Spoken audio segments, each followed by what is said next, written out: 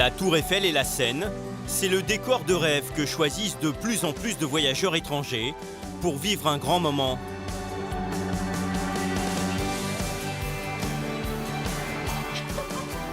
À l'arrivée des beaux jours, les romantiques accourent du monde entier pour un instant inoubliable, une demande en mariage sur la Seine. Ces quelques secondes de bonheur sont organisées par des agences spécialisées. Ces mises en scène peuvent coûter jusqu'à 200 000 €. À bord de ce coupé, Bruno. Il a monté sa propre agence de demande en mariage. Florentin, là, tu vas prendre les fleurs. Des bouquets de fleurs, Bruno en a offert des centaines avec son stagiaire. Élu meilleur ouvrier de France en 2015, ce photographe s'est spécialisé depuis 10 ans dans les demandes en mariage surprise.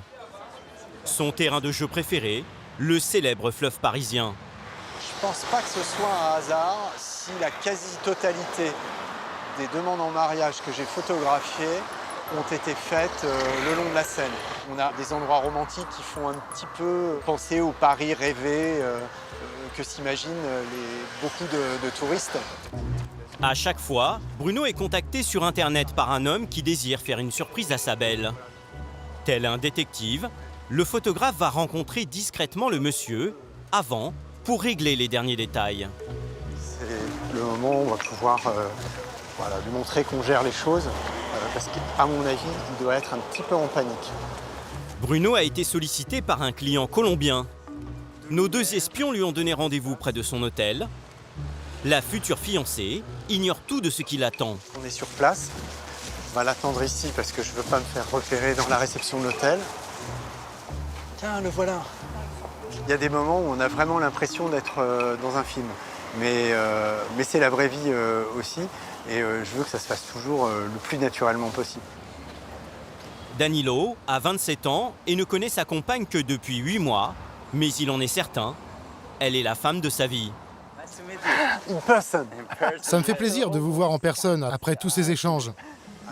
Ce jeune Colombien a déboursé 700 € pour que Bruno monte tout un stratagème. Florentin va donner à votre fiancée un bouquet de fleurs et c'est à ce moment-là qu'elle va comprendre qu'il se passe quelque chose. Ensuite, mon stagiaire va s'éclipser et là, ce sera à vous de jouer. Profitez du moment, vraiment. Je suis un petit peu nerveux, je ne veux pas tout gâcher. Je veux que tout soit parfait. Vous êtes sûr qu'elle va dire oui? Ouais, je suis très confiant, bien sûr. C'est déjà arrivé que quelqu'un dise non? Non, ça n'est jamais arrivé. Et si ça arrivait? Je pense que je continuerai à faire des photos et j'essaierai d'arranger les choses. J'essaierai de la convaincre de dire oui quand même. Be the best. Faites la meilleure demande en mariage de tout Paris. Ok. Allons-y. Allons-y. Merci beaucoup. La demande en mariage surprise aura lieu sur le pont Birakeim qui surplombe la Seine. Bruno et son assistant partent se cacher. Ils vont devoir faire un maximum de photos jusqu'au moment magique. Problème, sur le pont, il y a foule sentimentale. Ah tiens, regarde, justement. Tu vois le couple qui est là? Il est évident qu'on ne peut pas faire la demande en mariage juste à leurs pieds. Il va falloir se décaler en conséquence pour ne pas les avoir dans le champ. À quelques minutes de l'événement, la pression monte. Que je sois là ou pas, la demande en mariage, il va la faire. Donc j'ai surtout pas intérêt à louper ce moment-là. Hein. C'est une fois dans la vie, pas deux. Si jamais tu les vois et que tu ne me vois pas dans le champ, tu m'appelles immédiatement pour me prévenir. Hein. À tout à l'heure.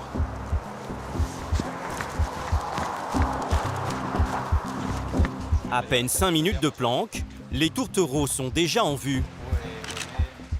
Bruno shoote le couple sans se faire repérer. L'instant décisif approche. Au milieu du pont, l'assistant de Bruno surgit, bouquet en main. Hi, Danilo.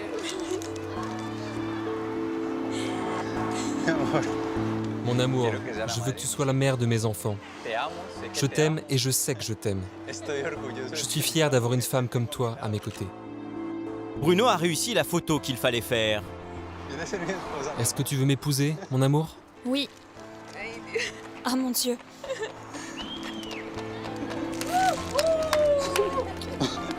Félicitations. Pour moi, c'était le rêve de ma vie, mais tu le savais. Ah, tu m'as bien eu. Devant l'objectif de Bruno, Danilo et Shirley laissent éclater leur bonheur. Immortalisés en bord de scène, ces moments resteront à jamais gravés dans leur mémoire. Être ici, prendre dans mes bras ma fiancée, c'est quelque chose dont je n'avais osé rêver. Qu'est-ce que t'as fait, t'es fou. Depuis quelques années, la Seine autorise toutes les folies. La circulation automobile a quasiment disparu des quais, alors les rives du célèbre fleuve parisien ont changé de visage. L'été, l'ambiance y est électrique, les fêtards viennent du monde entier. Fréquentées par 8 millions de personnes chaque année, les berges de Paris sont redevenues à la mode.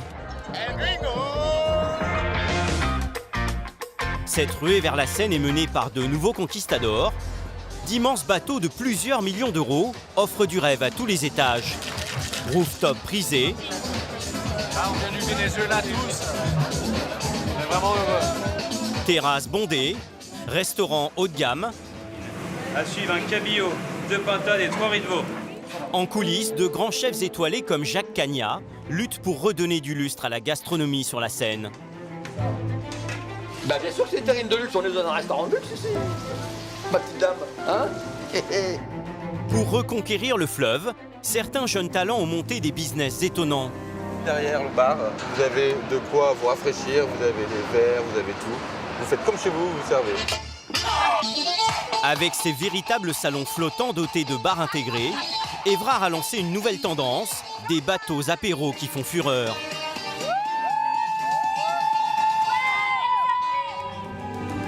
Mais pour faire revivre la Seine, certains sont allés encore plus loin. Ah, on est bien, hein. C'est la Rolls. Cet engin futuriste qui vole au-dessus de l'eau, c'est l'invention d'Alain Thébault et d'Anders Bringdahl. Leur pari, lancer sur le fleuve un nouveau moyen de transport avec des dizaines de taxis flottants. Il faut se réapproprier les baies, les fleuves. On ne peut pas continuer dans ces voitures empilées et rien sur l'eau. Aujourd'hui, la fascination et l'attractivité pour la Seine est telle que certains ont décidé d'en faire leur domicile. Se dire qu'on peut se baigner à Paris de sa maison, depuis sa maison, c'est un truc de dingue. Et en même temps, ça devrait être parfaitement naturel, qu'à partir du moment où il y a un fleuve et qu'il fait beau, de pouvoir se mettre dans l'eau. Péniche de rêve, appartements de luxe. Pour s'offrir ces biens immobiliers exclusifs, les riches propriétaires des bords de Seine ne se donnent aucune limite. On a l'impression d'être sur un navire qui descend la Seine. Et tu te sens comme le capitaine du bateau? Ouais, même le maître du monde. Mais la frénésie qui gagne la Seine depuis quelques années a ses revers. Elle a transformé la vie de certains habitants en enfer. C'est des gens qui montent sur le bateau. Nous, on dort juste en dessous. Quand on est les 5 h du mat et qu'on travaille, c'est pas possible. Comportements dangereux. Ventes illégales d'alcool. Pour stopper ces dérives, les polices terrestres et fluviales sont sur tous les fronts. Jour et nuit, ces brigades spéciales doivent intervenir en urgence. Vous êtes sûr qu'il n'y a pas de bombe ou quoi que ce soit? Nous sommes en sécurité? Y'a pas la croisière s'amuse. Non, c'est la croisière manifeste. La Seine en folie. La vache! Là, il y a vraiment très gros poissons. Embarquement sur le plus beau fleuve du monde. Un univers qui n'a pas fini de vous surprendre.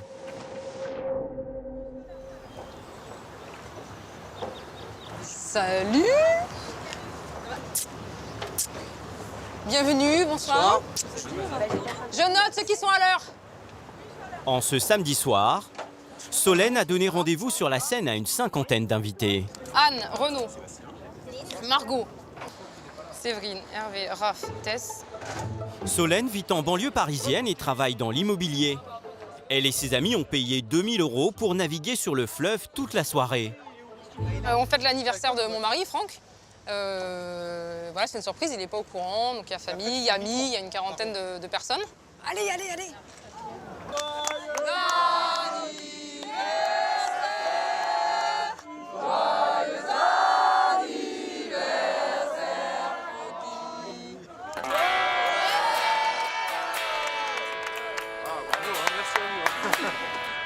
Hervé? Je pas du tout. Franck découvre son cadeau. À l'intérieur du bateau, salle de danse, platine et capitaine rien que pour eux. Ses amis se sont occupés de la nourriture et des boissons pour arroser l'anniversaire. Il y a à manger pour 10 000 personnes. Si vous finissez pas, on est obligé de... Personne ne rentre. Franchement, c'est une super surprise, je suis très heureux. J'ai une femme qui assure, elle est au top. Voilà. Paris by night, sur une péniche comme ça, avec le beau temps, c'est magnifique. Au fil de l'eau, la Seine dévoile ses joyaux. La Tour Eiffel, le musée d'Orsay ou encore Notre-Dame. Le monde est entré dans un nouveau millénaire. C'est pour Franck et Pipi. T'as vu, c'est beau, hein? C'est magnifique. On se rend pas compte en fait quand on passe sur les routes comme ça. Sur le bateau, l'ambiance monte très vite d'un cran. Franck et ses amis sont survoltés. S'offrir une boîte de nuit flottante sur la Seine, c'est la nouvelle tendance des soirées parisiennes.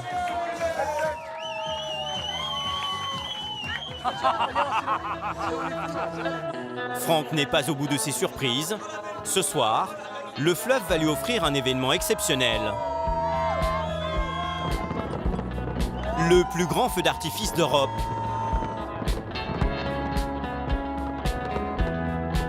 Ce spectacle magique va durer 2 heures. Cette soirée restera pour Solène et Franck une parenthèse enchantée.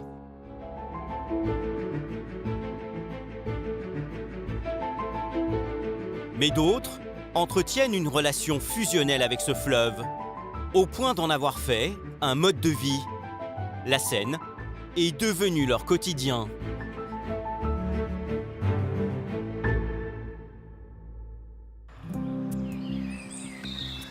Un calme olympien, des péniches amarrées et des familles qui profitent de l'été. Ce havre de paix a tout d'une carte postale de province. Pourtant, nous sommes dans le 16e arrondissement de Paris, sur la Seine. Ce bras méconnu du fleuve se situe entre le bois de Boulogne et Suresnes. Dans ce petit coin de nature insoupçonnée, une trentaine de familles vit au fil de l'eau. À la belle saison sur leur péniche, les Malval sont des inconditionnels du petit déjeuner en terrasse. D'ici, impossible de rater les amateurs de ski nautique. Il est beau celui-là. Putain, il a la cool. Hein. Alors lui, il est pro là. Lui, il est super pro. Il va vite, hein? Ah, il est fort. Ça, c'est le côté sympa. Les concierges regardent tout ce qui se passe. Ah ouais. Anne-Pierre, Axel et leurs 2 filles ont aménagé ici il y a à peine 1 an. Ce matin, 2 copines de leur fille se sont jointes à la famille et goûtent aux joies de la vie sur une péniche. Vous avez dormi comment alors? Bah bien. Ouais. Allez, on part. Moi, j'avais pas à dormir. Pour Manon, 12 ans, c'est une première. Je pensais que ça bougeait plus et je me disais que c'était peut-être pas très, je sais pas, j'avais pas trop confiance et puis en fait, si, j'aime bien. C'est ce que j'avais pas vu. Bon, tu seras réinvitée maintenant. C'est bien. Ce bonheur sur l'eau, Anne-Pierre en rêvait depuis longtemps. C'est ça qu'on voulait trouver. Le fait d'être dehors comme si on était à la campagne, d'avoir les petits oiseaux, les canards. Je suis ravie d'avoir opté pour la péniche. Une maison qui bouge. Qui ondule. Elle ondule. Pour s'offrir cette maison qui ondule, le couple a vendu celle qu'il possédait sur la terre ferme en région parisienne. Donc là, je te les découpe en petits morceaux. Depuis qu'ils se sont installés, leurs amis défilent. Oh, tu n'as pas changé. Salut. Tu es trop mignon. Ce jour-là, c'est au tour de leur ami Patrice de découvrir leur maison flottante de 180 mètres carrés. Et ça commence par cette immense pièce à vivre. C'est pas dingue? Qu'est-ce qu'elle est belle! Quel espace! Moi, c'est ça qui me fascine le plus. Moi, c'est les ouvertures sur la Seine.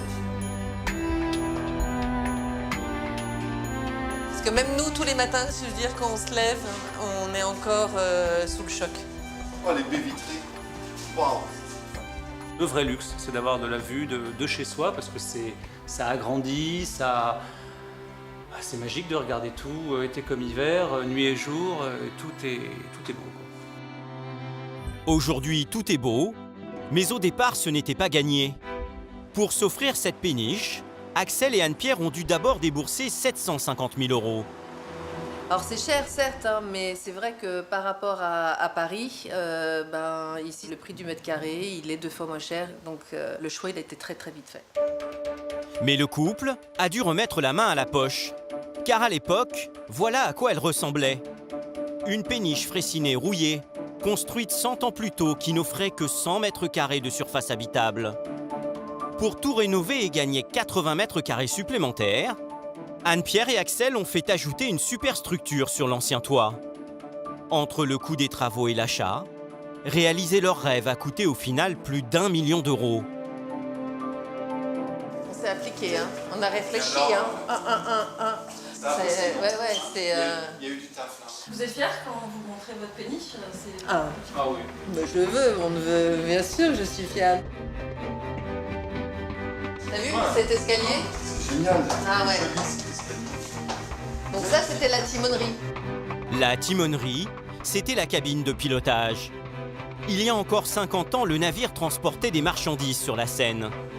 Le pilote y disposait d'un logement d'à peine 15 mètres carrés. Et voilà ce que le couple en a fait. Donc là, tu vas voir la pièce, là, j'adore. Waouh, génial. La famille habitait ici. Toute la famille des mariniers était là. Là, la partie sanitaire, et là, la cuisine. Le tout avec le moteur Tukutum, Tukutum, Tukutum. C'était la rue de vie des mariniers. Et là, maintenant, c'est un salon télé, chambre d'amis, repère d'ados. Donc là, on a clairement optimisé l'espace.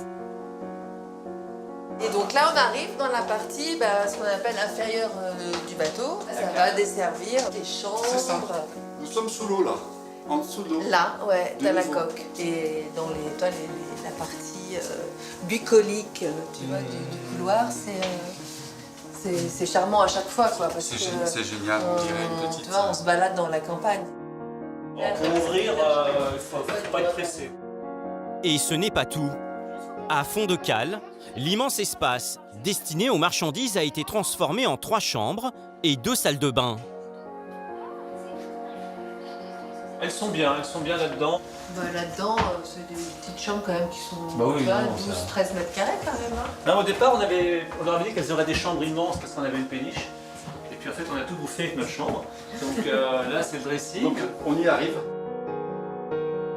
C'est romantique, hein, on a quand même Maïa à côté, voilà. Ça a créé une pièce qui est un peu atypique, qui est hyper charmante. Et les premiers bons souvenirs alors dans cette chambre? Comment vous dire? Il y a 2 écoles. Les premiers bons souvenirs, c'est les premiers orages, c'est les lumières dehors, c'est des choses comme ça. On en rêvait, on y est. C'est magnifique. Maintenant, ce que je me dis, c'est que j'aimerais bien y habiter, moi. Quand ce ne sont pas les amis qui débarquent, ce sont les clientes d'Anne-Pierre. Bonjour. Bonjour. Vous allez bien? Très bien. Bon, super. Je vous emmène voir. Cette cliente va découvrir une des pièces maîtresses de la péniche. Un espace secret transformé en immense atelier. Un lieu où Anne-Pierre Malval, artisan d'art, crée des luminaires design. Donc les 2 pièces. Le plus grand. Il est beau, hein? Ouais, super. Et puis le plus petit. Anne-Pierre a fait de cet endroit une vitrine qui épate toujours les visiteurs. C'est sûr qu'on est assez médusé par le lieu. En rentrant ici, en plus des nuages, il y avait effectivement l'atelier en tant que tel. Et puis c'est vrai que j'ai fait ma curieuse et très gentiment, Anne-Pierre m'a emmené visiter la péniche dans laquelle elle expose aussi ses objets. C'est un très très beau lieu. Au revoir. Merci. Le couple a toujours voulu concilier travail et vie de famille dans un même endroit. Et là, Anne, on est très centré. Ouais. En s'offrant cette péniche et en aménageant cet atelier, Anne-Pierre et Axel ont concrétisé un vieux projet. Ok, alors vas-y, on en prend une. Qu'est-ce que ça change au quotidien, Anne, d'avoir cet espace? Regardez, je peux lever les bras et être à l'aise dans l'atelier. Dans cet écrin paisible, l'artisan d'art peut laisser libre cours à ses envies. On est forcément détendu, on est forcément bien, donc on crée mieux, c'est comme pour tout. Ce style de vie sur la Seine permet à Anne-Pierre et son mari de jongler à loisir entre visites professionnelles et amicales. Et viens voir un peu là, la vue qu'on a d'ici, si elle n'est pas exceptionnelle. T'es d'accord, Lison? Ouais. C'est top, hein. Ça, c'est The Terrasse. Et si on fait coucou, est-ce qu'il fait coucou? Non, il fait pas coucou. Bien qu'il avait coucou. Je lâche une main, non? Non, tu peux lâcher une main, je crois. Ouais, là, il lâche une main. Il est vrai bon, il lâche une main. Cette vie idyllique comporte tout de même une ombre tableau. Malgré un investissement d'1 million d'euros dans leur péniche, le couple n'est pas propriétaire de son emplacement. Sur la Seine, la règle est stricte. Amarrer une embarcation sur un quai coûte entre 700 et 1200 euros par mois. On est locataire de l'État, c'est quand même pas... Voilà, on ne sait jamais ce qui peut se passer. Il y a la contrainte du chantier, d'aller tous les 10 ans au chantier. Alors c'est à la fois une contrainte et une assurance, on est sûr de jamais couler, mais il faut sortir l'argent tous les 10 ans pour réparer soit peu, soit beaucoup. Un prix à payer qui autorise une belle qualité de vie et parfois de bonnes surprises. Lison, un jour, un voisin a débarqué. Oui. Et il lui a dit hey, jeune fille, ça te dit de venir faire un petit tour de bouée et bah, Lison, voilà. Open. C'était drôle. Ah oui, c'est top. C'était bien? C'est super. Oui. On est bien, on criait. Il n'y a pas trop de poissons qui viennent. Il n'y a pas de poissons, on sent pas du tout les poissons. Et c'est super. Tu te sens de te baigner dans la Seine ou J'aimerais beaucoup, mais on n'a pas encore d'échelle. On va en prendre une, pourquoi pas? Oui, on va prendre une échelle. Se dire qu'on peut se baigner à Paris de sa maison, depuis sa maison, c'est un truc de dingue. Et en même temps, ça devrait être parfaitement naturel, qu'à partir du moment où il y a un fleuve et qu'il fait beau, de pouvoir se mettre dans l'eau. À l'image d'Axel et de sa famille, les Parisiens et les touristes sont de plus en plus nombreux à renouer avec la Seine et ses rives. Surfant sur cette tendance, certains y ont même investi des sommes colossales pour en faire des endroits ultra branchés.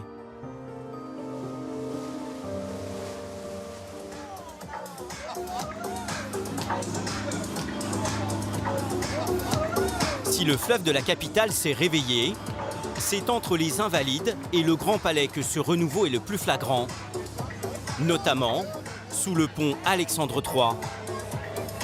Ici, de nouvelles attractions sont apparues. D'énormes bateaux capables d'accueillir des centaines de fêtards. L'une des dernières adresses à la mode, c'est le Flot. Une immense barge dotée d'un rooftop, d'un restaurant et d'une grande terrasse sur le quai. Cette embarcation attire les clubbeurs du monde entier. Là, on vient du Venezuela tous. On est vraiment heureux. Dans cet antre du chic parisien règne une ambiance de boîte de nuit et le champagne se boit à toute heure de la journée. Merci. Ouais, il y a souvent des bouteilles de champagne en début de soirée, c'est cool. Avec le soleil, là, la vue qu'on a, c'est magnifique. Cet emplacement, il n'y a pas plus sympa, vous voyez. Le pont Alexandre III, la Tour Eiffel en face, je vois pas ce qu'il y aurait de plus sympa. La société qui a inventé ce nouveau concept de bateau festif paye chaque année au port de Paris 100 000 euros de bail pour exploiter ce quai de Seine. Alors sur cette terrasse dotée d'un restaurant et de plusieurs bars, ils doivent accueillir au moins 500 clients par soir pour faire marcher le business. Pour réussir ce défi, Clément est à la manœuvre. T'as besoin de quoi? De 2 et de 1? Ouais, de 2 et 2. Cet as de l'organisation motive chaque soir ses troupes. Bon, ce soir, jeudi soir, gros soir, comme d'habitude, donc on se prépare bien. Ce soir, on est 4 chefs de rang, 3 runners. Pierre-Loïc, toi, je souhaiterais que tu te mettes sur le redressage complet des consoles, une très très bonne mise en place. Est-ce que c'est bon pour tous? Est-ce que vous avez des questions sur le service? Non. Bonne concentration et bon service à tous. À 26 ans seulement, ce fils de restaurateur cumule plusieurs années de travail sur les quais de Seine. T'as un portefeuille? Tiens. La terrasse ne fonctionne que l'été pendant 4 mois. Clément a donc peu de temps pour réaliser un maximum de chiffre d'affaires. Vous vous préparez bien sur la mise en place cocktail, menthe, citron, pour pas avoir de difficultés pendant le service. Il est 19 h. Les clients affluent de partout sur le port des Invalides. Rapidement, les bars se transforment en usines à cocktails. Le mojito classique et le mojito fraise. Les barmen vont servir plus de 300 breuvages, vendu 14 € pièce. C'est en vente. C'est qui fera 28 €. Dans cette ambiance de bar de plage, Clément a l'œil sur tout. Vérifie ton fond de caisse. Pour éviter de perdre des clients qui s'impatienteraient, Clément doit sans cesse trouver des solutions. Là, il vient juste d'ouvrir un second bar. Ici, la bouteille est commercialisée entre 25 et 35 €. Je ferai combien en bord dessus 5. Mais le plus gros enjeu de Clément se situe au niveau des tables. Messieurs, 4, installez-vous ici. Elles doivent être sans cesse occupées, et là encore, pas question que les clients attendent. Je travaille sur votre place. Vous êtes combien? 5, c'est ça, hein? 3, 5 et 5. J'arrive dans un instant, je vais voir la disponibilité. Pour installer les gens et multiplier les commandes, Clément optimise chaque centimètre carré et il se montre redoutable, quitte à tasser les clients. Est-ce que je peux vous installer juste sur cette table-là, s'il vous plaît, afin de libérer l'espace ici? Messieurs, dames, 3 personnes, vous me suivez? On va vous rajouter une 3e chaise, madame. Là, il faut avoir été champion de Tetris quand on était petit pour pouvoir placer les clients et leur expliquer qu'il faut placer le monde, laisser un petit peu de place aux gens afin que ce soit assez convivial. Voilà. Malgré les efforts, à l'entrée, c'est l'embouteillage. 5, il y aura à peu près une trentaine de minutes d'attente. 30 minutes d'attente, c'est beaucoup trop. Pour accélérer le mouvement et faire de la place, Clément va employer une méthode plus radicale, déplacer les clients qui ne consomment plus. En fait, tu leur demandes s'ils vont renouveler leur boisson. Si c'est pas le cas, tu leur dis qu'il faudra qu'ils aillent en transat.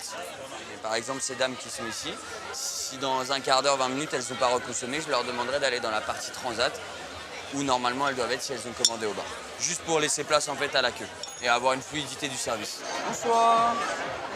Et le burger à point? Que voici. Pour ceux qui dînent sur la terrasse, c'est plutôt burger frites. Mais à l'intérieur du bateau, les patrons ont fait un autre pari. Sur la Seine, c'est bien connu, la réputation des restaurants laisse à désirer. Mais ici, midi et soir, les clients peuvent déguster une cuisine soignée. À tes 20 ans. Pour s'offrir un dîner à deux, il faut compter entre 120 et 150 €. En fait, les responsables du Flot veulent faire de cette nouvelle adresse un haut lieu de la gastronomie parisienne.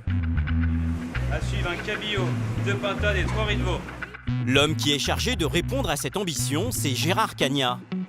Ce chef doublement étoilé est une star de la cuisine française et un personnage haut en couleur. Pas frit, grillé, hein. Quand des protéines sont trop colorées, elles perdent leur goût, contrairement à ce qu'on pense. Elles prennent un goût un peu cramé, tu comprends?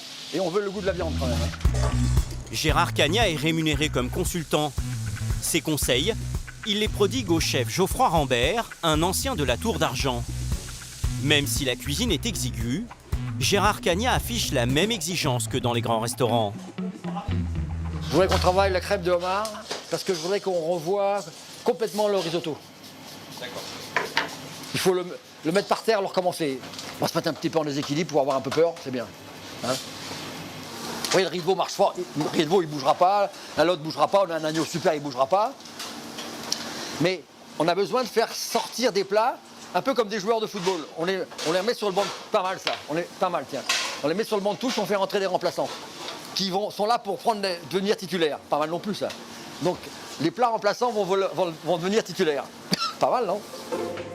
À 70 ans, ce chef infatigable veut faire de cette table la meilleure de la Seine. Alors il n'hésite pas à mettre la main à la pâte. Par exemple, avec ce plat du terroir, une terrine made in Cagnat. Il y en a beaucoup qui font des terrines, vous pensez sur la Seine?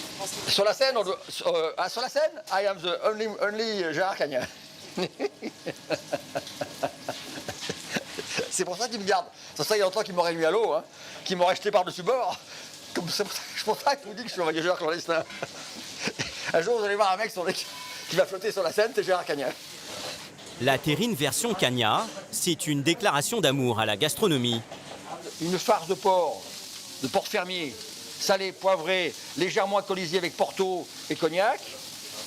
Mon fameux boudin de foie gras, il va cuire doucement à l'intérieur. Bon, c'est facile, hein? Tous les gars vont regarder après, ils vont tous faire des terrines. Et vous voyez, et je caresse, je frôle, j'écrase pas. c'est une terrine de luxe, ça, avec du... Bah bien sûr que c'est une terrine de luxe, on est dans un restaurant de luxe ici. Ma petite dame, hein? Le chef étoilé n'a plus rien à prouver, mais ici il retrouve une seconde jeunesse. Relever le défi du haut de gamme sur la scène le motive particulièrement. Actuellement, toutes les villes se réapproprient les ports. Regardez à Londres ce qui s'est fait, regardez à New York ce qui se fait, regardez à Nantes ce qui se fait. Partout, on va s'installer maintenant. On a besoin de la rivière. La rivière va devenir un acteur important du développement économique ludique. C'est-à-dire pour les soirées festives, etc. Disons que le fleuve est à la mode. Voilà. Pendant ce temps-là, sur le rooftop du bateau, la température est montée d'un cran. Laurent, le patron du lieu, s'est mêlé aux clients. Pour les séduire, il a invité ce soir des DJ renommés. Le problème, c'est qu'ils font trop grimper les décibels. La musique est forte un peu. Ouais, mais très fort. On va avoir des problèmes avec les voisins. Ouais, trois. En fait, t'as les péniches en face qui sont... Ouais, parce qu'ils sont forts. C'est là où ils habitent et ils sont assez virulents. Ouais. Donc on va faire baisser la musique. Sur la scène, la réglementation est claire. Les établissements festifs ne doivent pas dépasser les 89 décibels. Laurent demande à son DJ de baisser le son. Il redoute une plainte pour tapage nocturne et une forte sanction. Ça sert à rien de se faire remarquer pour d'énerver les gens pour quelques décibels en plus. Autrement, c'est à l'amende après Après, ça peut être l'amende, après, ça peut être la fermeture administrative, après, ça peut être plein de choses. Ouais. Mais une demi-heure plus tard, une embarcation de la police fluviale s'approche du bateau. Elle est chargée de faire respecter la loi, alors Laurent est inquiet. Oh, je pense qu'ils regardent un peu si les gens sont pas trop près du bord. Parfois, ça arrive que certains se jettent à l'eau volontairement. Donc je pense qu'ils sont dans une situation de prévention. Ça a l'air d'aller. Au cœur de l'été, les décibels proviennent aussi du quai, situé face au bateau. Ce soir, la voie publique s'est carrément transformée en dance floor sauvage.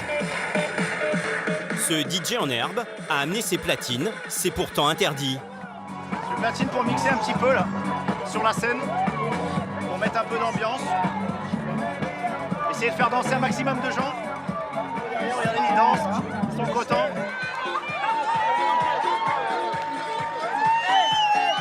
C'est un petit air de vacances ici, il y a la scène, il y a une ambiance guinguette, c'est très bon enfant. Cette ambiance bon enfant et ce bruit permanent est devenu un cauchemar pour certains. Car sur cette partie de la Seine, 3 énormes établissements de nuit font grimper les décibels tous les étés et ils empoisonnent la vie des habitants d'en face du port des Champs-Élysées. Sur ces péniches vivent des centaines de personnes qui se sont regroupées en associations. Parmi elles, Quentin, Jean-Marie et Dominique. Qui peuvent faire du business sans nuisance. Exactement. Puisqu'il y a des exemples. Il y a le Voilà. Concorde, Le Rosa Bonheur. Maintenant le Rosa Bonheur. Et ces gens-là, leurs établissements sont pleins. On a vraiment essayé. Jean-Marie, avocat et président de cette association, a tout tenté pour faire respecter la réglementation sur le bruit. Dialogue avec les boîtes, appel à la police, plainte à la mairie, mais sans succès. Depuis peu, il a entamé une procédure contre cet établissement et a commandé une étude sur les nuisances sonores. Ici, on a un premier document qui est le rapport d'expertise de l'ingénieur acousticien qui dit que le bruit que génère cet établissement dépasse de 20 à 26 la norme qui est de 3. Donc on est... Entre 5 et 10 fois au-dessus. Voilà, 5 et 10 fois au-dessus. Et je demande donc au tribunal que le FO soit condamné à modifier les systèmes de sonorisation. Vont-ils obtenir gain de cause ? En tout cas, entre les plaisanciers et les habitants des péniches, comme Quentin, les nuisances sonores sont au cœur des discussions. C'est très sympa de vivre sur un bateau. Du moment qu'on peut dormir, tout va bien. Ah, vous n'allez pas vous plaindre avec des nuisances quand même, les gens qui habitent sur les bateaux, hein. Vous avez une telle chance. Je peux vous dire que 6 jours sur 7 où vous ne dormez pas, il y a un moment ça devient pesant. C'est que les gens, la première chose qu'ils peuvent constater, c'est qu'on a une vue exceptionnelle et ça, on ne peut pas le renier. Maintenant, les nuisances, il faut que ce soit vécu au quotidien pour que ça tape sur le système. Quand vous dites 6 jours sur 7, c'est 6 jours sur 7 c'est 6 jours sur 7. Effectivement, 6 jours sur 7, c'est intenable. Ces plaisanciers ont compris le combat de Quentin, même s'ils s'en amusent. On voulait y aller ce soir faire la fête, on n'ira pas. Ah, c'est gentil. Salut. Au revoir. Il est minuit, le volume sonore des établissements commence à monter. Quentin et ses voisins tiennent à nous montrer ce qu'ils subissent chaque soir de l'été. Vous les entendez là, messieurs, là? Il y a de la musique en extérieur sur la terrasse, là. Un peu. Ben, quand il est 4 h du matin et que vous entendez ce bruit-là, vous dormez pas. Vous entendez bien les basses, là. Boum, boum. Ça résonne sur la coque et c'est insupportable. Les 3 hommes sont surtout remontés contre cette boîte qu'ils ont assignée en justice. Normalement, la musique amplifiée à l'extérieur est interdite par décret. L'établissement a été obligé d'installer un compteur de décibels sur sa terrasse. La réglementation fixe à 89 décibels le seuil à ne pas dépasser à l'intérieur. Et ce soir-là, il est largement au-dessus. Et le pire, c'est que c'est en extérieur. 90, c'est la limite à l'intérieur des boîtes de nuit. À l'intérieur. Pas à l'extérieur, à l'intérieur. Les gens du faux sont là et ça n'émeut personne. Jusqu'à 2 h du matin, ça va monter crescendo. Et ils font ça en toute conscience apparemment, parce que ça ne les dérange pas, ils font du business, ils sont contents. Mais pour les gens qui résident en face, c'est un gros souci pour dormir. Ce soir-là, averti de notre présence par les vigiles, le directeur des soirées tente de se justifier. Manifestement, les riverains ne sont pas sa préoccupation première. Arrêtez avec les 90 dB. Je sais très bien où vous voulez nous mener là. Nous dire que nous on ne respecte pas la loi, qu'on n'est pas des gentils garçons. Mais en contrepartie, il n'y a pas de problème, les gens s'amusent. Ils sont là pour faire la fête, les gens. Le nombre de décibels affichés ce soir-là serait exceptionnel. Pour nous prouver qu'il ne prend pas le problème des nuisances à la légère, ce directeur va même nous montrer un appareil surprenant. Venez, on y va, vous pouvez filmer. J'ai le responsable de la terrasse, il a un bouton. Quand le DJ peut monter le son, on le baisse nous-mêmes quand on l'entend. Il est là, voilà. C'est avec ce modulateur sonore dissimulé dans le bar que l'équipe parviendrait à respecter la loi. Difficile à croire, car ce qui fait venir les fêtards ici, c'est surtout la musique. Si les gens ils viennent s'amuser sur une terrasse, s'ils viennent en discothèque, c'est pour écouter du son. Après, je suis conscient des problèmes qu'il y a. Pour les riverains, c'est pas facile. En attendant que la justice tranche, ces riverains vont devoir vivre d'autres nuits agitées.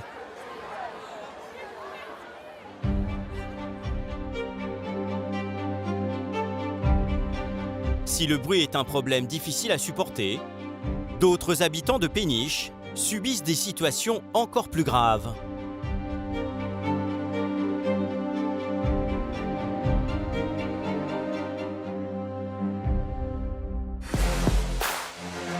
Nous sommes au cœur de Paris, dans le 5e arrondissement.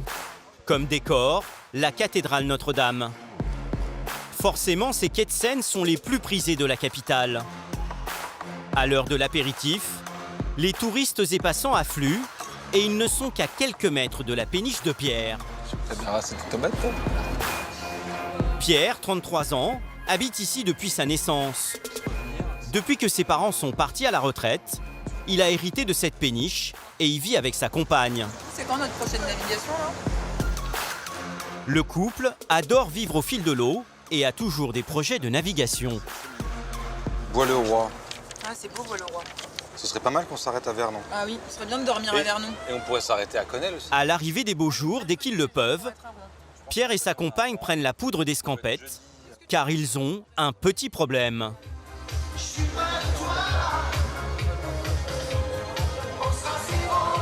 Sur ces quais, la proximité constante des fêtards entraîne des dérives. La nuit est de plus en plus difficile à gérer. L'alcool rend parfois les nuits à 2h, 3h, 4h du mat, parfois un peu dangereuses, quoi. Pierre en sait quelque chose. L'été, pas une semaine sans que lui et ses voisins ne subissent l'intrusion de personnes ivres sur leur péniche. Et c'est assez dingue, c'est-à-dire qu'il y a des gens qui quand même, quand ils sont ivres, font des trucs de fou, quoi. Ils sont capables de sauter du quai sur un bateau par défi, hein. Pour dissuader les fêtards, Pierre a fait installer une caméra sur son embarcation et voilà ce qu'elle a enregistré. Là, c'est des gens qui montent sur le bateau. Nous, on dort juste en dessous. Pas de problème. Ça, je crois que c'est ça, c'est la meilleure. Oh là là, oui. Là, Attention, je vais j'y monter. Et là, boum, il saute 2,40 m. C'est un beau saut. Pas mal. Après, il saute là, sur le bateau. L'autre, il est un peu moins bon, il se vaut. Je pense qu'il s'est fait, Il fait assez mal, mais il saute quand même. Ouais, et là, il a failli passer à l'eau, là. Là, on le voit en train de se viander. Le couple en rigole, mais ces intrusions à répétition font de leur nuit un enfer. Ça fait un vacarme épouvantable quand on est à l'intérieur. On a l'impression que quelqu'un vient de taper avec un marteau sur une tôle en fer. On se réveille en sursaut, c'est un peu angoissant et on a le cœur qui bat la chamade. Moi, ça me met en colère, Oui, mais ça te sert met en à colère aussi. rien d'être en colère. Il faut être calme, mais d'un autre côté, quand il est 5 h du mat et qu'on travaille, c'est pas possible. Et en sautant sur le toit de leur péniche, les intrus occasionnent de sérieux dégâts. Il se balade sur le bateau, quoi. Il a failli casser le mât. Ils endommagent les écoutilles vitrées. Voilà, c'est la fête. Et il y a pire. L'an dernier, en pleine nuit, le jeune homme a été violemment agressé par un trio de rugbymen. Mais c'est une autre attaque encore plus grave qui l'a profondément marqué. Ça, c'est le mec qui m'a fait super peur. Il s'est caché à l'avant du bateau quand je suis sorti pour l'évacuer. Et je lui ai dit, qu'est-ce que tu fais là? Et il m'a juste dit une seule chose. Il m'a sauté dessus en criant Allah Akbar, Allah Akbar. Je vois sa tête et je me dis, putain, c'est un fou. Et il m'a fait super peur. Bon, il avait pas d'arme déjà, c'est pas mal. Ouais. Mais ça fait un choc. Hein. Parce que là, on se dit, ça peut tourner au drame, quoi. C'est-à-dire, il peut se passer... il peut se passer n'importe quoi. Ça peut faire basculer une vie, en fait. Pour se protéger, Pierre et sa copine ont décidé de prendre le taureau par les cornes en sécurisant leur bateau. On a fait quelques installations pour dissuader les intrusions. En fait, il ne faut pas que ça ait l'air facile. Ça, c'est vraiment la porte pour plus de sérénité sur le bateau. Le pont-levis, avec télécommande genre porte de garage, vérin hydraulique. On l'ouvre et on le descend à distance. Pont-levis, installation d'une barrière, écarteur conçu sur mesure pour s'éloigner du quai. Pour retrouver un semblant de paix, le couple a investi près de 20 000 €. Ça fait un peu Fornox, hein, c'est-à-dire que maintenant c'est un peu difficile d'accès. Mais ça nous apporte quand même une bien meilleure tranquillité en termes d'intrusion, quoi. Malgré ces nuisances, Pierre n'a pas l'intention d'abandonner ce mode de vie. Pour lui, la cohabitation est encore possible. Si on veut vivre tous ensemble, il ne faut pas que ça reste un endroit, un no man's land. Il faut qu'on considère que c'est un espace de fête, avec beaucoup de monde, mais il ne peut pas être sans encadrement. Il faut fournir les moyens pour que ça se passe bien avec tout le monde. Mais ce n'est pas gagné. Ce soir-là, quelques heures plus tard, nous allons en avoir la preuve. Sur les quais, l'alcool aidant, les esprits s'échauffent.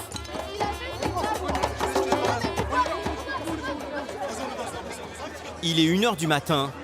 Devant la péniche de Pierre, nous remarquons ces deux jeunes éméchés. Ils tirent sur les amarres du bateau. Un autre groupe s'approche et évalue la possibilité de sauter à bord. L'écarteur va jouer son rôle et il renonce. Mais il décide de se rabattre sur l'embarcation voisine, bien plus proche du quai.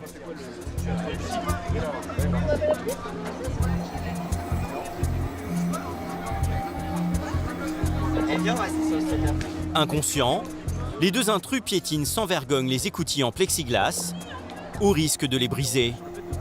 En apercevant notre caméra, le ton va rapidement monter. On n'a rien fait de mal, pourquoi tu nous filmes? Vous avez rien fait de mal? Vous montez sur la propriété privée en fait Mais pourquoi tu nous filmes? Tu nous cherches des embrouilles là comme ça. Le camion, on va la péter, je te jure. J'ai un droit à l'image. Vous voulez faire du droit pur? Nous, on a tous une licence de droit ici. On veut pas être filmé, c'est tout. Les deux jeunes sont étudiants en droit, mais ils ont apparemment une notion de la loi à plusieurs vitesses. Mais c'est pas ton problème, genre... Mon droit à l'image. Ah ben j'ai privé, c'est d'accord ou pas? Et vous êtes en infraction, vous êtes d'accord ou pas? Quand vous êtes dessus. Mais infraction ou pas, le droit à l'image, c'est le droit à l'image. Ils sont beaucoup plus soucieux de leurs droits que de celui des riverains. Est-ce que le mec s'est levé? Qu'est-ce qui vous passe par la tête pour faire ça? J'ai même pas de raison, je sais pas, je sais même pas en fait, genre... Mais cassez-vous vite, loin, genre je suis pas là ou là-bas. Heureusement, ce soir-là, ces fêtards n'auront pas eu le temps de commettre des dégâts. Une bonne nouvelle. Car chaque année, pour ses habitants des péniches, la facture est salée. L'an dernier, pour ces 7 embarcations, elle s'est élevée à plusieurs dizaines de milliers d'euros.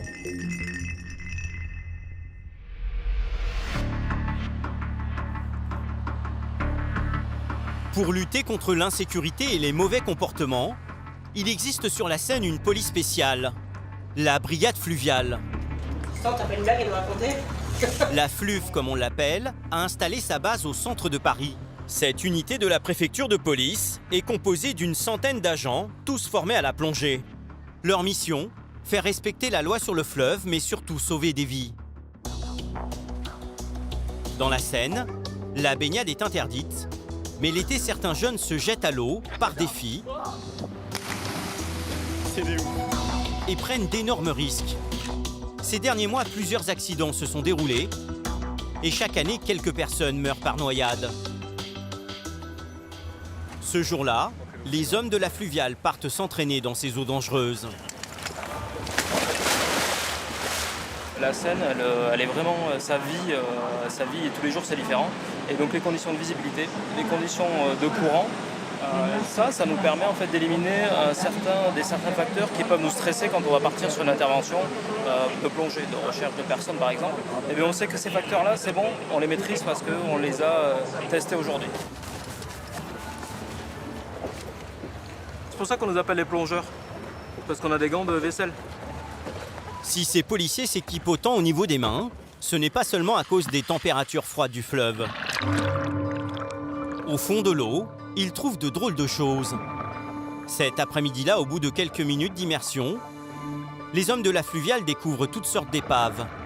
Barrières de sécurité, caddies de supermarché, cuvettes de toilettes, vélos ou encore téléphones. Et il y en a de toutes les époques. Mais voilà le genre de choses qu'on peut trouver dans la Seine. On n'a pas trouvé la personne qui était au bout du fil. Voilà, ça date. En fait, la Seine n'est jamais nettoyée. Ces policiers sont juste chargés de récupérer les objets les plus encombrants. Alors au fond de l'eau, les déchets s'accumulent. Quelques heures plus tard, Olivier et son équipe partent en patrouille. Oui, juste pour vous informer, on a fait un passage là devant Paris-Plage, et donc on vous annonce un secteur calme. Il y a un peu de monde, mais ça reste bon enfant, festif. Voilà, donc on continue notre ronde. En ce soir d'été, il fait très chaud. Les policiers redoutent que de jeunes éméchés ne piquent une tête dans la Seine. On a un pic l'été justement, parce que c'est festif et les gens ont envie de se rafraîchir. Voilà, sans penser forcément aux dangers qu'on peut avoir sur la Seine. Les soirs de fête, plus la luminosité diminue, plus les risques sont importants. La nuit est tombée, alors les policiers sont sur leur garde. L'alcool consommé de façon excessive peut facilement provoquer une chute accidentelle. On sent bien que là, ils sont plus comme tout à l'heure. Ils ont certainement pris quelques verres et là, ça commence à être un petit peu plus festif. Voilà. Là, en l'occurrence, là-bas, ça crie. La soirée se passe bien pour eux. Depuis leur bateau, Olivier et son équipe traquent les comportements dangereux. Je vais remonter un petit peu, s'il vous plaît. Merci, bonne soirée. Je pense qu'elle a besoin d'un petit coup de main. Encore un petit peu. Le problème, c'est qu'en fait, ça a commencé juste un peu les orteils, on les fait tremper dans l'eau, et puis après, on met les genoux, et puis après, on se met jusqu'à la taille, et puis après, on fait 2-3 brasses, et voilà, et puis après, c'est l'accident. Donc voilà, nous, on évite clairement dès le début, on fait même pas tremper les orteils. Pas le temps de s'attarder. Les hommes de la fluviale sont appelés sur une urgence rarissime. Vous a signalé des passagers turbulents sur le bateau manifeste. Ils étaient aux Invalides il y a 2 minutes. Ils doivent intervenir sur un bateau-mouche rempli de touristes. Voilà, là c'est bon, vas-y. Libérez Öcalan! Libérez Öcalan! Des manifestants ont pris en otage cette croisière. Ils réclament la libération du leader kurde, emprisonné depuis 17 ans en Turquie.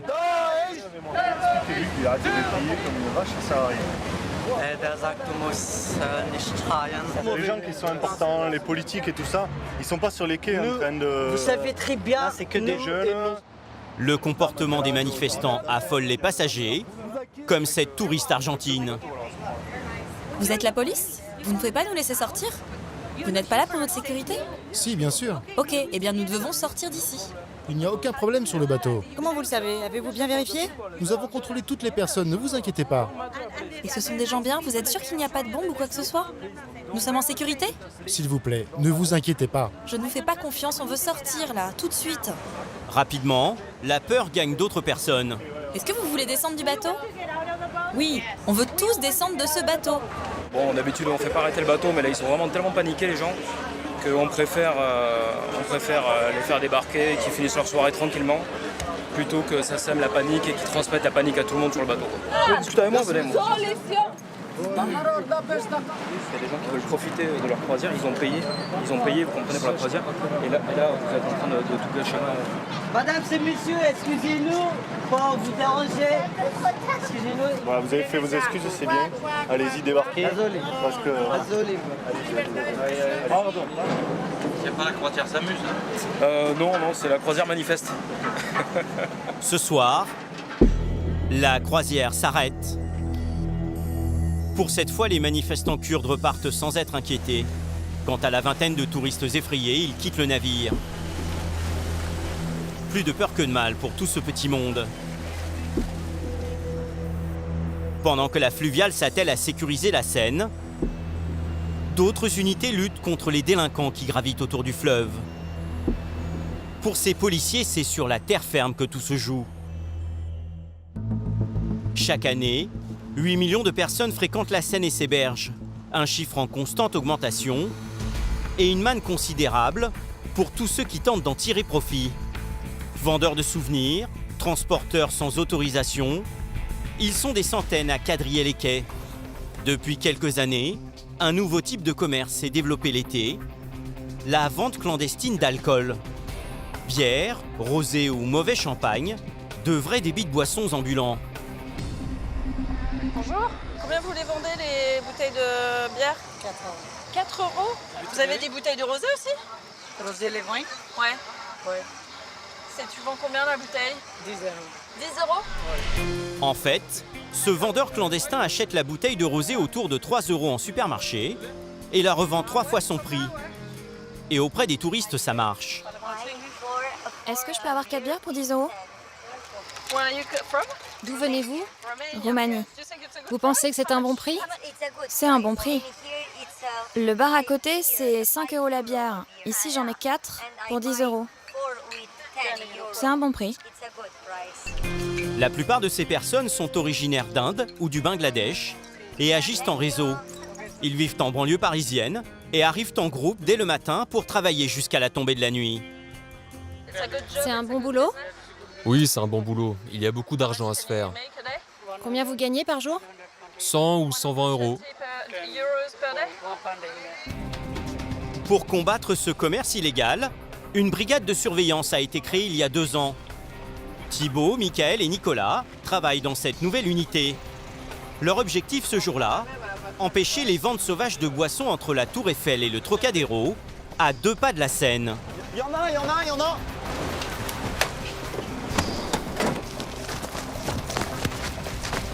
Leur technique, les prendre par surprise. Ramasse juste. C'est bon, on a le matos, on a les... Voilà. Il n'a pas compris ce qu'il arrive au début.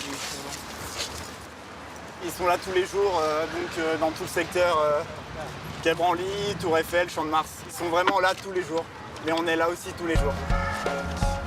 Les interpeller en flagrant délit est difficile. Alors pour limiter ces ventes, les policiers vont traquer les marchandises. Ils ciblent les cachettes utilisées pour dissimuler l'alcool. Le vendeur d'alcool cache pas mal dans les grosses plaques d'égout comme ça pour essentiellement se réapprovisionner très vite et aussi pour éviter que si on les attrape de perdre toute leur cargaison.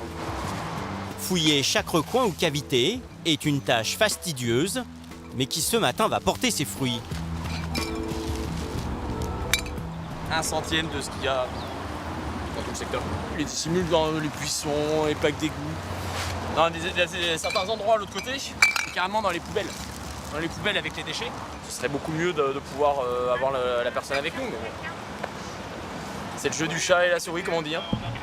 La prise est mince, mais les 3 policiers vont avoir beaucoup plus de chance sur le Champ de Mars, où ils sont appelés par des collègues. Ils ont pris en flagrant délit ce vendeur d'alcool qui se préparait à cacher son stock. Et puis bon, on l'a vu dans le buisson en face, en train de cacher de l'alcool. Alors ce genre de bouteille, elle coûte généralement en dessous de 3 €, 2 €, ils les achètent et ils les revendent plus cher. C'est le genre de vin où on en boit un verre et on a un mal de tête le lendemain. Hein. Pour proposer des bouteilles fraîches toute la journée, les vendeurs ont développé un système bien rodé. Ils s'approvisionnent en énormes sacs de glace. Les policiers vont les rendre inutilisables. Quant à la marchandise, elle sera détruite. Mais pour intercepter les vendeurs à la source, la brigade de surveillance décide de les pister jusqu'au supermarché. En fait, ils se ravitaillent à quelques centaines de mètres seulement de la Seine. Sur la sortie du Super U. D'ailleurs, un indice ne trompe pas. Cette poubelle, elle déborde de cartons vides, abandonnés par les vendeurs. La surveillance sera de courte durée. Les acheteurs ont repéré les policiers et ont tout simplement disparu. En caméra cachée, nous décidons de nous rendre dans le supermarché. Rapidement, nous tombons sur ces clients suspects. Ils repartent avec des sacs chargés de bouteilles de bière et de vin et se dirigent vers une plaque d'égout où ils vont mettre à l'abri leurs marchandises. Cette planque leur servira à se ravitailler toute la journée. Si ces ventes portent préjudice aux commerces officiels, elles encouragent aussi une consommation excessive d'alcool. On a des mecs qui ont ajouté un sac. Ils sont où? Quelques heures plus tard, Thibaut et ses collègues sont appelés en urgence au pied de la tour Eiffel. Oh, bonjour. Donc voilà, on a ces 2 individus-là, on a refusé l'accès au module. D'accord. Donc il y en a un qui est rentré, puis ils ont essayé de faire passer le sac. Ces 2 touristes ont tenté de pénétrer dans l'enceinte du monument avec de l'alcool. Face au refus des agents de sécurité, ils deviennent agressifs.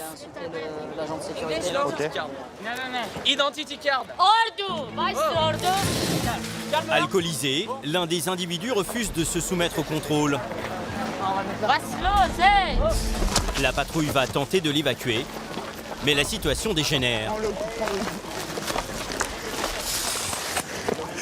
Lâche! Tourne-toi! Tourne-toi, je te dis! Ah, ok. Les 2 hommes vont finir leur journée au commissariat. C'est souvent comme ça, souvent les problèmes d'alcool. Et les problèmes d'alcool, c'est souvent le gros fléau de ce secteur. Quoi. Ils voulaient rentrer sur le site, sauf qu'ils n'avaient pas le droit, ils avaient de l'alcool chaud. Puis bon, dès qu'ils nous ont vu arriver, en gros, c'est parti en outrage rébellion. Bilan positif pour la brigade. La surveillance des voies sur berge se poursuivra tout l'été. Pendant que certains jouent au chat et à la souris sur les quais de Seine, d'autres s'adonnent à un drôle de sport et vivent sur le fleuve une aventure insoupçonnée.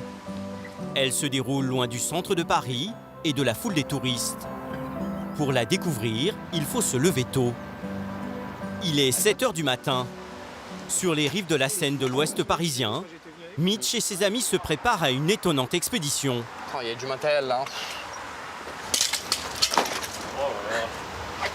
Tu joues à quoi là? Tu t'amuses? Là, tu veux qu'on se foute sur la gueule. C'est tout ce qu'il y a. Comment tu veux qu'on pêche aujourd'hui? Mitch est un roi de la pêche. Son sport favori, remonter les plus gros spécimens du fleuve parisien. Voilà, avec quoi on pêche? Je garantis une prise à 100%. Grâce à ces poissons vivants qu'il a pêchés et va utiliser comme appât, il va s'attaquer au monstre de la Seine. Le silure. C'est le plus gros poisson d'eau douce d'Europe.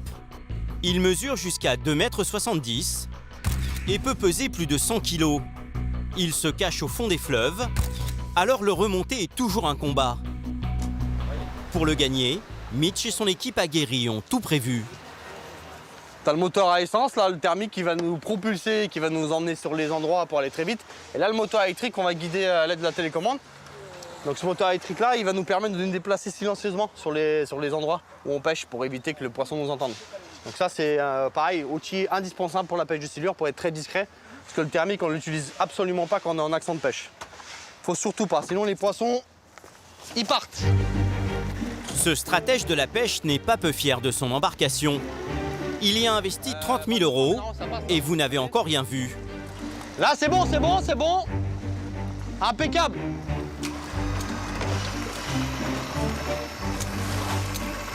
C'est parti. Mitch et son ami ne le savent pas encore, mais ils vont vivre une sacrée émotion que seul le silure peut leur offrir.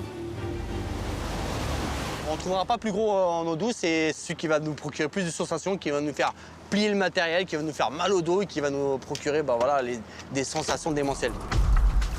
Pour repérer le monstre au fond de la Seine, ce fan de pêche s'est doté d'un appareil dernier cri, un sonar d'une valeur de 3 000 €. Il est capable de repérer ce gros poisson jusqu'à 7 mètres de profondeur. Ce qui monte là, c'est moi.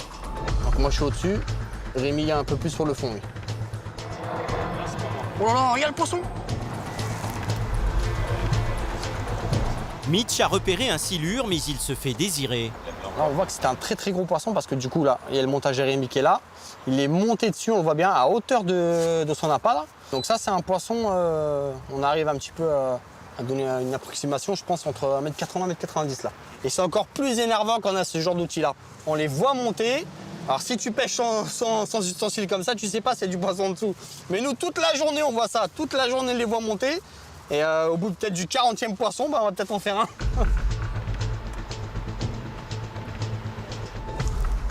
C'est quand même compliqué en ce moment. Généralement, il y a toujours un poisson qui traîne, mais bon. On a souvent fait du poisson ici. Après 2 heures, tout va s'accélérer. Il y en avait un petit là, tu vois, sur le fond. Là. Mais il est encore là. Ça, c'est un silure. Tu vois? Mitch est sûr de son coup. Il est en train de me prendre là. Et voilà. Le silure est ferré, mais le remonté est sportif. Il faut éviter tout geste brusque qui pourrait casser la ligne. Pour hisser à bord un tel poisson, c'est toute une technique. Muni de gants, Rémi l'attrape par la mâchoire. Le poisson ne peut pas mordre, mais c'est plus prudent. Il y a vraiment beaucoup plus gros, c'est vraiment un bébé là. Là c'est la gamme, on va dire, toute petite quoi. Mais bon, voilà. C'est lui qui a choisi de partir.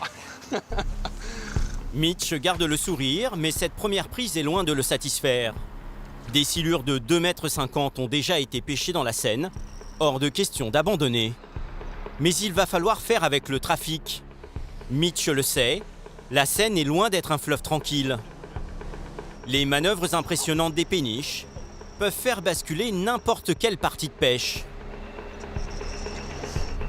En plus, elle est en train de faire un truc bizarre. T'as vu ce qu'elle fait? Elle va faire peut-être son demi-tour, donc tu vois. Donc là, on n'est pas dans son sillage, mais c'est ça qui est très dangereux. Ça te dérange pas qu'on est ici? C'est pas dangereux, mais ouais, il y a quand même des éléments de sécurité à prendre en compte, et ouais, ça va vite. Hein. Parce que tu sais, quand t'es concentré à la pêche, tu regardes ton écran, tu regardes ta canne, tu vois pas ce qui se passe autour. Hein. Pour réussir une belle prise, le bateau s'est éloigné vers des eaux plus calmes. Toujours aucun gros poisson à l'horizon. Pour les attirer, Mitch a sorti son arme secrète. Cette fois-ci, plus question d'électronique. Cet instrument en bois est un clonk, rien de tel pour draguer le silure. C'est un outil là, qui vient des pays de l'Est, qui a pour but de frapper la surface de l'eau, là, d'émettre un bruit là, un peu sourd. Là. Le bruit attise sa curiosité et va remonter un petit peu plus en surface. Et quand il voit l'appât, ça nous aide aussi un petit peu à le faire mordre.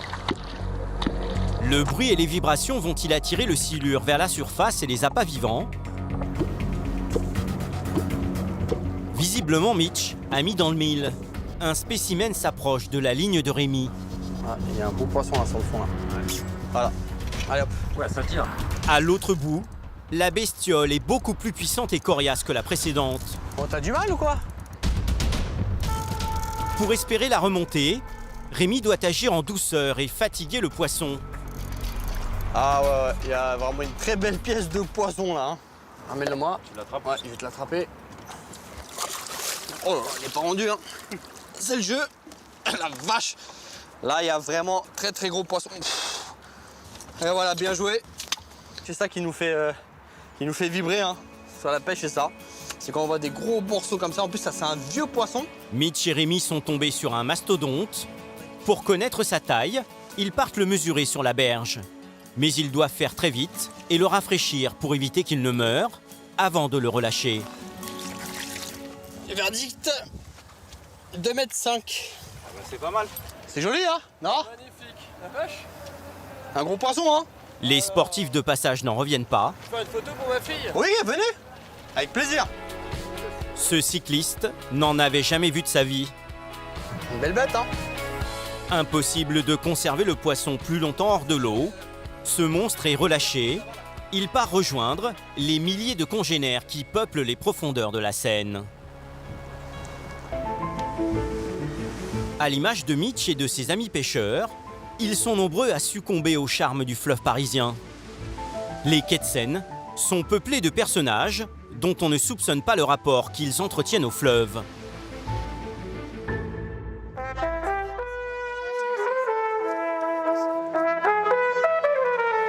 Parmi eux, Don et sa trompette.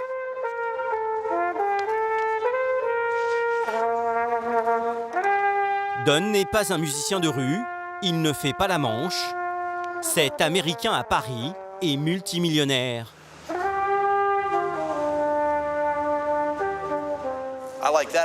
J'adore jouer ici, parce que ça me débarrasse de tous mes soucis. Originaire d'une famille modeste du Michigan, Don est un ancien Marines. Il a fait fortune grâce à une société d'informatique qu'il a créée. Aujourd'hui, il n'échangerait pour rien au monde ses quelques notes de musique, jouées sur une petite île connue du monde entier, l'île Saint-Louis. L'endroit n'a pratiquement pas changé de visage depuis 400 ans et ne cesse de le fasciner. C'est incomparable. L'extase des lignes, des courbes, des mouvements, le ciel. Il y a une raison pour laquelle les gens viennent ici pour peindre. Si vous voulez vous balader ici et que vous n'êtes pas touché par ce que vous voyez, c'est que vous êtes sûrement somnambule. Tu sais quoi? C'est vrai, je ne me lasse jamais de voir ça. Oui, je sais, je m'arrête toujours ici et je me dis juste... À chaque fois. Ah, c'est fou d'être là. Oui. La femme de Don est suisse, mais elle a grandi à Paris. Ils vivent avec leurs 3 enfants entre le Michigan et la capitale. Le destin de ce couple s'est joué sur ces bords de Seine. Notre premier rendez-vous a eu lieu à cet endroit exact, il y a tout juste 20 ans. On s'était rencontrés dans un avion et elle m'avait mis au défi de la convier à un rendez-vous galant. Elle vivait à Paris, alors je suis venu pour la surprendre et je l'ai emmenée là, à la Tour d'Argent. Et aujourd'hui, nous vivons là, juste en face. Elle court tous les jours sur ces quais où nous avons eu notre premier rendez-vous. Ce n'est pas un film, c'est la réalité. À chaque fois qu'ils séjournent à Paris, Don et sa famille regoûtent à la gastronomie française. Tous les matins, ils sacrifient au rituel des croissants. Je crois qu'on a tous très faim, donc on va commander beaucoup de choses. Leur adresse préférée, la boulangerie de la Tour d'Argent, le prestigieux restaurant aux 3 étoiles. Dès qu'on monte dans l'avion, on se réjouit des croissants du petit déjeuner. Hein. On descend de l'avion et puis il y a des croissants à l'aéroport. On tient bon jusqu'à ce qu'on arrive ici. Et là, tout de suite, les croissants. Hein. Je vois monsieur d'habitude en tenue de jogging, puisqu'il fait son jogging. Et au retour de la course, il prend la viennoiserie pour la petite famille apparemment. On me remarque assez facilement. Un gros, bleu, qui court sur les quais. C'est assez facile de me repérer. Sur ces bords de Seine, chaque étape permet d'assouvir un péché mignon, celui des enfants, les fromages français. Oui. Alors, choisis un fromage avec choisis-en un petit crottin là-bas. À chaque fois que nous venons ici, ce gentleman nous fait essayer quelque chose de nouveau. Et je n'ai jamais goûté un mauvais fromage. Et ils sont tous différents. Rien à voir avec ce qu'on trouve en Amérique. Non. Bon, alors il paraît qu'on va prendre aussi le tout petit. Dans cette boutique de l'île Saint-Louis, le couple est un peu chez lui. Une fois, j'ai l'occasion de voir monsieur. Et voilà, d'habitude c'est toujours moi. Voilà. C'est un petit village ici, hein, donc on a l'habitude de voir les gens qui vivent entre les États-Unis, entre la Suisse, qui viennent seulement en saut de vent. Des fois, on les voit pendant un mois, on les voit plus, on les voit. On a l'habitude. Grâce à leur fortune, Don et Anaïs ont réussi à pénétrer un cercle très fermé, celui des riches propriétaires immobiliers des quais de Seine. Ici, autour du fleuve, le prix du mètre carré s'envole à 30 000 €. Certains biens se sont vendus jusqu'à 80 millions d'euros, comme le prestigieux hôtel Lambert, un monument classé qui appartient désormais à la famille de l'émir du Qatar. C'est à quelques encablures de cet immeuble que Don et Anaïs se sont offerts un appartement d'exception. 180 mètres carrés, où se mêlent des pièces du patrimoine et des meubles design. Le must, une vue très recherchée. Au fait, tu sais ce que c'est, ces bateaux sur les quais? Je crois que ce sont des habitations. Ah, on devrait peut-être en acheter un pour ta famille. De ce balcon, Don peut se laisser aller à la rêverie. Le truc cool de cet appart, c'est en face, quand les arbres sont moins verts. Tu peux voir la pointe de l'île. On a l'impression d'être sur un navire qui descend la Seine. Et tu te sens comme le capitaine du bateau? Ouais, même le maître du monde. Cette vue s'est révélée décisive à l'heure de conclure l'achat. Elle offre une quiétude qui sied à leur désir de changer de vie et de ralentir la cadence dans le travail. Je pense que l'environnement dans lequel tu vis a beaucoup d'influence sur ton bien-être et ta vie quotidienne. Alors il faut accorder beaucoup d'importance. Ça n'a pas de prix, c'est... Oui, comment mettre un prix sur le rêve de ta vie? Mais sur le marché immobilier, cette vue a bien un prix. Contrairement aux autres quartiers de Paris, une terrasse ou un balcon sur l'île Saint-Louis fait grimper de 30% la valeur d'un appartement. Pour conquérir son rêve, le couple a déboursé plus de 3 millions d'euros. Mais ce n'est pas tout. À l'image des riches propriétaires de l'île, Don et Anaïs se sont offerts les services d'une décoratrice d'intérieur. Bonjour Anaïs, comment allez-vous? Bien, bon. Stéphanie Rose a entièrement relooké l'appartement. Bon, il y a quelques éléments qui ont été rajoutés. Ouais. J'ai bien pris possession des lieux. On a mis des livres hein, quand même, ça commence à se remplir. Le design, c'est pas vraiment mon truc, donc j'y connais vraiment rien. Plus ou moins, je lui ai donné mes clés et je lui ai dit, eh ben, allez-y, au travail. Elle m'a gardé le suspense complet. Donc en ouvrant la porte, on est arrivé et c'était magnifique, c'était vraiment incroyable. Pendant que le couple était aux États-Unis, Stéphanie Rose Tomasella s'est chargée de tout. Grâce à ses décorateurs des quais de Seine, l'esprit du fleuve s'installe dans tous les appartements du quartier. Nous avons trouvé cette sculpture murale qui rappelle l'envolée d'oiseaux que l'on peut avoir sur les berges de Seine. Il y a également toutes les déclinaisons de bleu que nous retrouvons dans cet espace. L'idée, c'était de créer un lien subtil entre l'intérieur et l'extérieur qui est effectivement exceptionnel. Meubles, linge de lit, sculpture murale, jusqu'au moindre vase. Rien n'a été oublié, même les enfants ont pu réaliser leurs souhaits. Pourquoi tu voulais une licorne? Parce que c'est gros, c'est doux et c'est une licorne. C'est magique. Ces aménagements clés en main, seuls les riches propriétaires comme Don et Anaïs peuvent se le permettre, car ils coûtent le prix d'un appartement.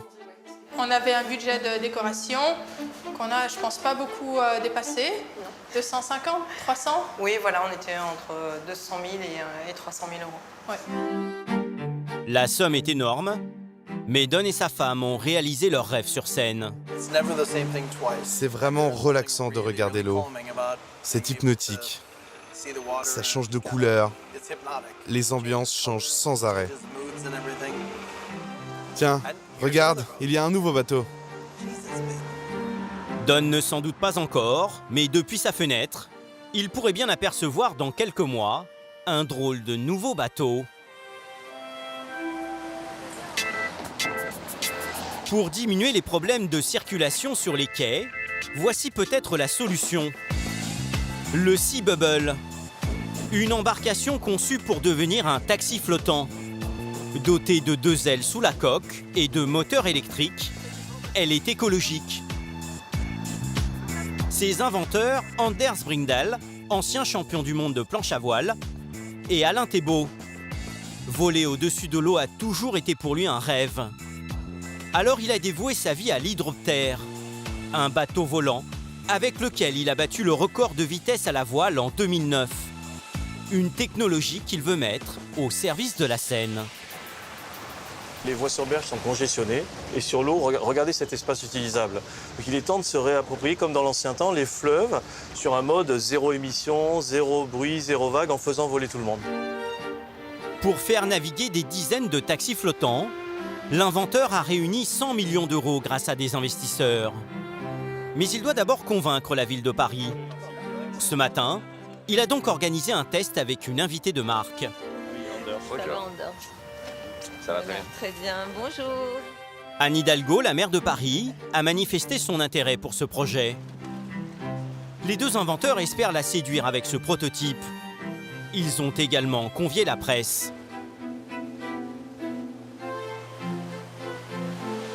Sur l'engin, Madame la maire a pris les commandes.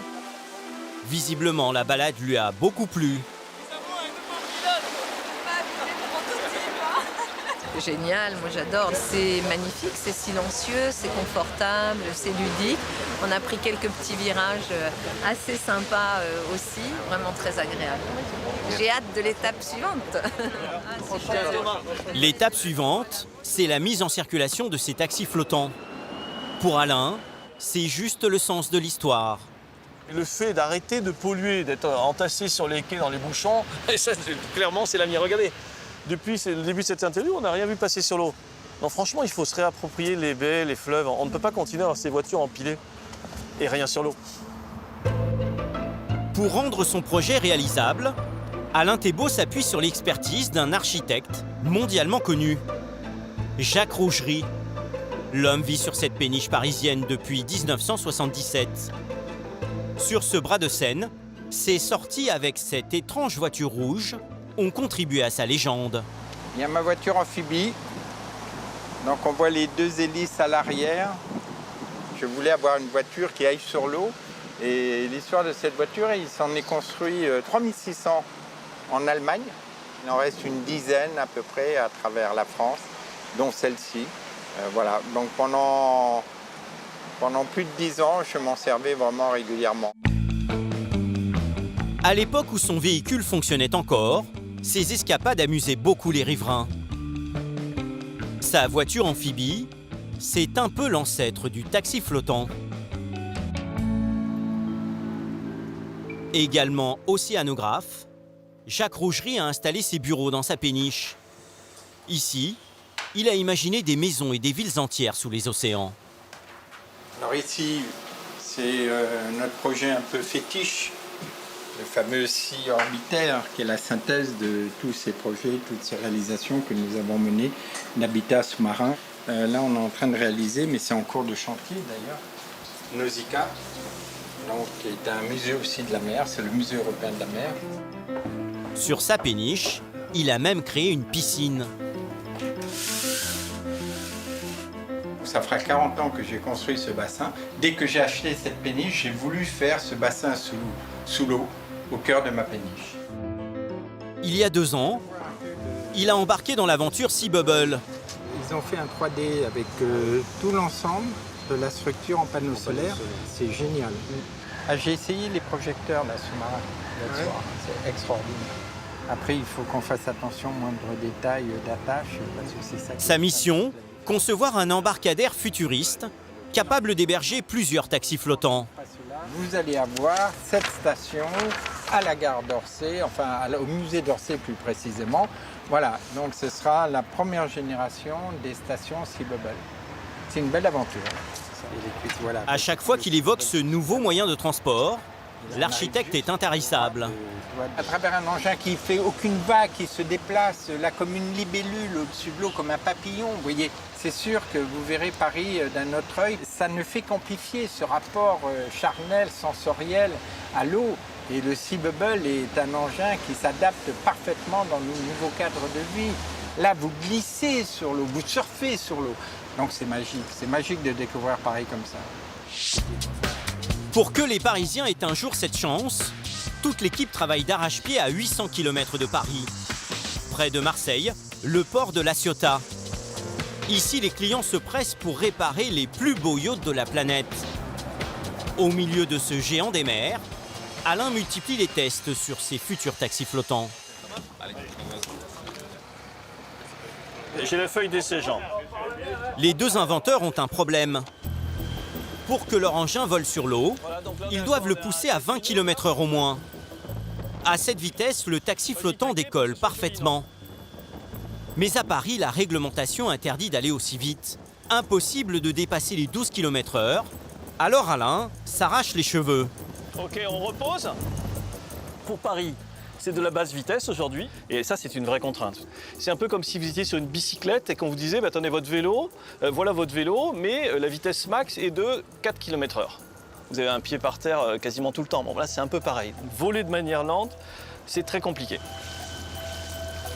Installe-le peut-être à 10 nœuds pour voir. On est là. Là, tu es à 10 nœuds. Voilà, donc ça, on va à la vitesse d'un vélo, franchement. Donc là, on est à peu près sur... c'est parfait.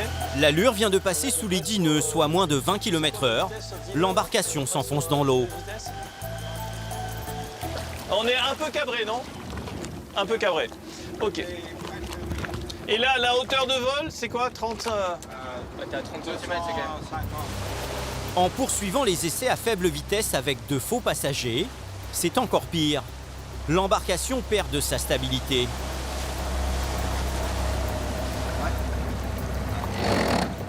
François, vous virez les fesses. L'avant, des fois, elle fait ça. Elle décroche et fait tout ça. Donc c'est clair que l'avant, il faut les virer. À commencer par enlever ceux du milieu, ceux qui sont tout le temps dans l'eau déjà. Ouais. Les ingénieurs plongent sous la coque pour changer de réglage.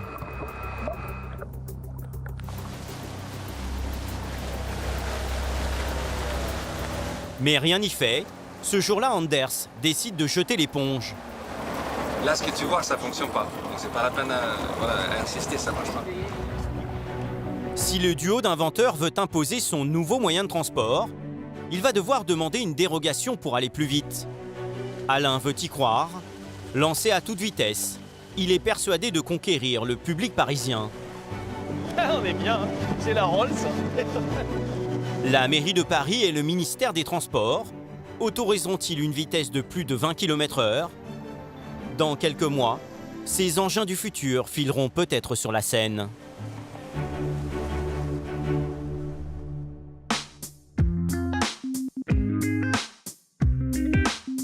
Conquérir ce fleuve mythique, c'est l'ambition de beaucoup d'entrepreneurs. Et de plus en plus de jeunes talents tentent l'aventure avec des concepts innovants. C'est le cas d'Évrard. C'est le rituel, chaque début de journée de croisière, débassage du bateau, nettoyage, plein d'essence, voir si tout fonctionne. Évrard est une figure sur la scène. Ce Parisien de 32 ans et ses associés ont investi 300 000 € pour s'acheter 3 bateaux comme celui-ci. Véritable salon flottant avec canapé cuir, l'embarcation peut accueillir 12 personnes. Après avoir obtenu une autorisation d'exploitation des ports de Paris, Évrard a lancé une nouvelle mode, le bateau apéro sur Seine. Le concept de base, c'est que les gens, nous on leur offre aux passagers, on leur offre 2 bouteilles de vin blanc. Et eux, ils viennent avec ce qu'ils veulent, nourriture, boissons, etc. Donc en fait, c'est eux, ils se mettent derrière le bar et ils sortent leurs petites affaires, etc. Et ils sortent les copains. Ils sont tellement bien plus heureux de faire le service que d'être servis, pour une fois, que ça va très bien comme ça. Nickel. Évrard a eu cette idée après un stage en mer. Il a décroché son permis bateau il y a 8 ans et paye 4 000 € de droits d'amarrage par bateau et par an. Chaque soir, il endosse un rôle qui l'amuse beaucoup. Mais là, voilà, c'est la partie hyper sympa de mon métier. C'est que je vais vraiment faire du bateau, là. On se met à l'aise et c'est nos petits uniformes d'été, un petit polo avec... pour bien montrer qui on est, tout simplement. Ce soir, le capitaine remplit son bar de bouteilles, car des Parisiennes ont réservé l'embarcation pour une soirée particulière. À 28 ans, Camille, future mariée, enterre sa vie de jeune fille. Vous savez ce qui vous attend? Bah apparemment, j'ai une vague idée, je sais pas trop, je sais pas. Les copines de Camille ont payé 400 € pour 8 personnes pour cette balade festive. Évrard, le capitaine, sera aux petits soins.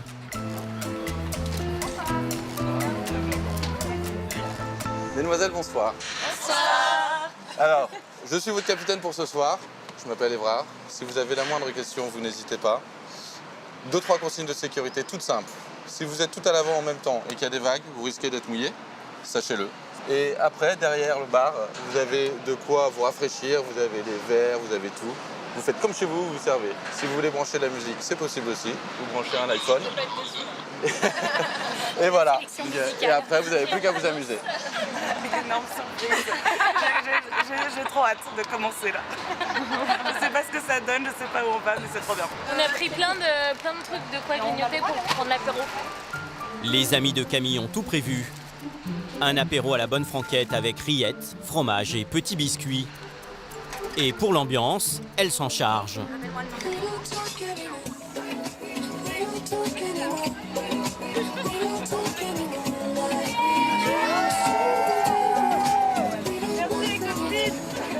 Vous êtes magnifiques. Au top.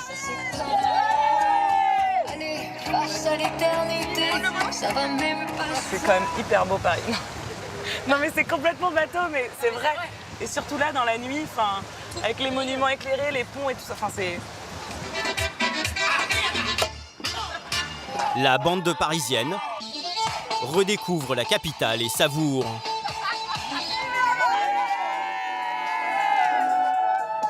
En tant que Parisienne, on va jamais prendre un bateau-mouche. Ça, c'est évident. Enfin, on laisse, ils sont déjà pleins et on le laisse aux gens qui visitent.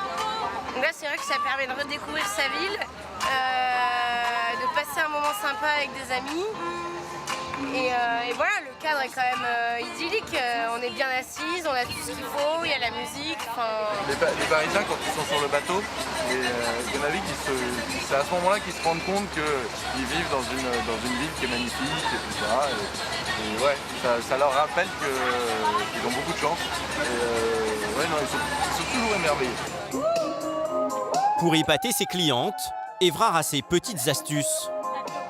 Il se présente toujours sous la tour Eiffel, au moment même de son illumination.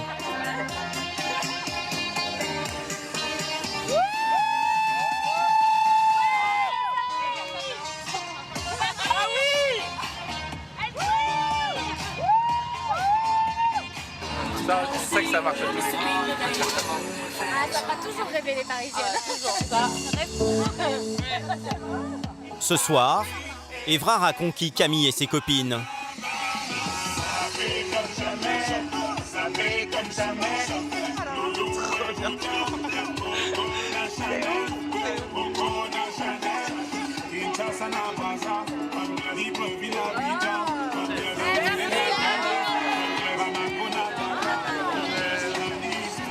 C'est encore une croisière réussie, c'est bien.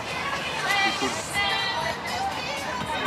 Grâce à ce nouveau business, Évrard a embauché 4 salariés. Il a concrétisé le rêve caressé par beaucoup, se faire une place sur la Seine et embrasser pour longtemps le fleuve le plus majestueux du monde.